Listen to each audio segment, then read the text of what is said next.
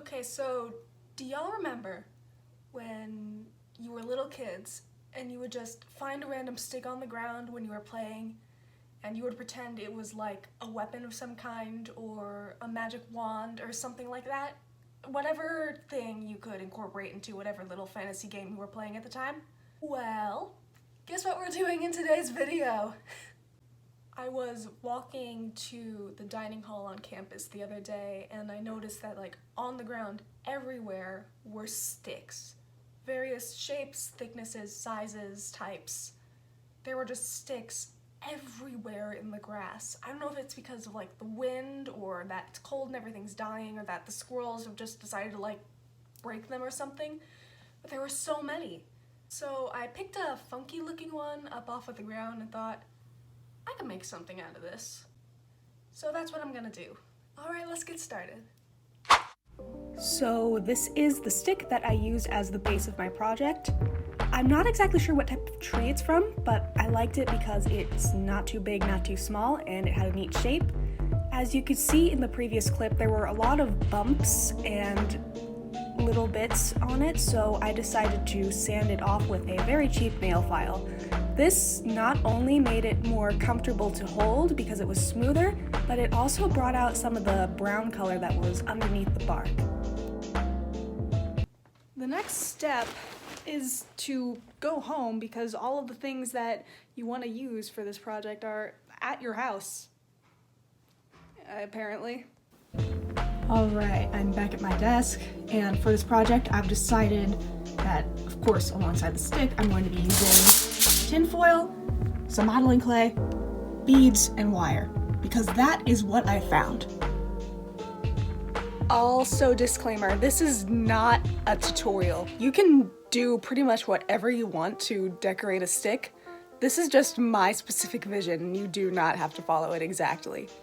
On the top end of my stick, there's a little bit of a, appendage here that's kind of like a perpendicular cross shape, almost, and I don't feel like cutting it off and creating another jagged edge.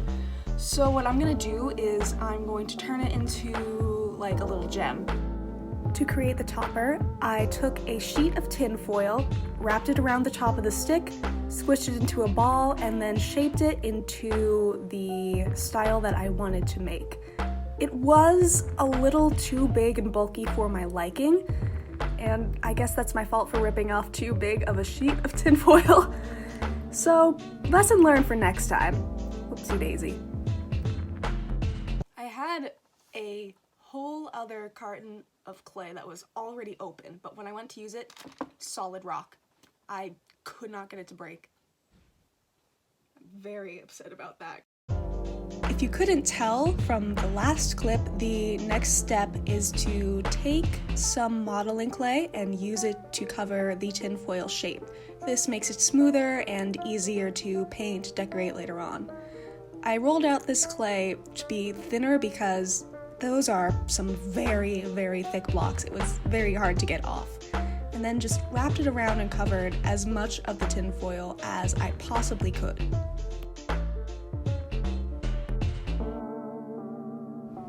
You can also see by the speed and length of this clip that this was the longest part of the process because it just took me so long to get the clay off of the brick. It's super thick and I couldn't cut off a right-sized chunk to get enough on the first try. I think I had to break off more clay 5 separate times just to cover the whole thing. I also added an extra layer where the stick and the clay model meet, so it had less of a chance of falling off and being too top-heavy.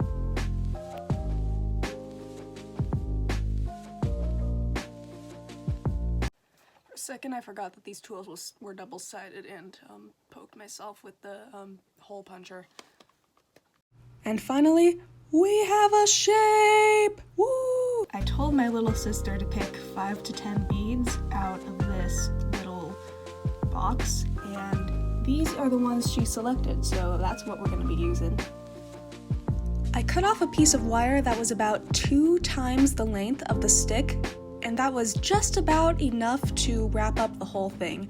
Then I threaded on all of my beads and started wrapping from the very bottom, twisting it around several times so it wouldn't fall out of place. When I added the beads, I also wrapped around those areas several times so they wouldn't shift and, fall all over. I almost made it to the very top. Look at these details. They are gorgeous. This was also such a satisfying activity. I highly recommend wire wrapping. So fun, 10 out of 10, would do again. I painted the star on top yellow, but I also added this rusty brown color to the edges to make it look worn down, used, ancient, other words like that. Having a bit of a brain fart, whoops. Last, my mom recommended that I take some ribbon and tie a little bow on the top, and I am so glad that I took her advice, because that little space felt kind of empty, and this quite literally tied it all together. It's so cute. I think the colors match very well. And it just, I love it. I love it. You'll see in a minute when I do the full reveal just how nice this makes it look.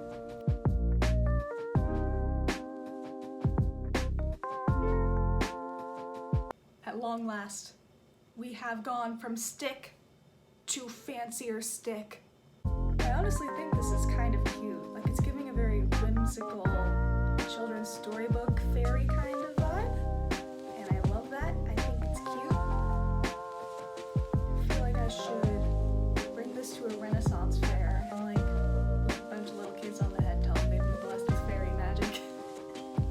If I could go back and not have added this star thing, I would have, but it's already dried on now and I can't really do much to change it at this point. Other than that, I would say it's really successful.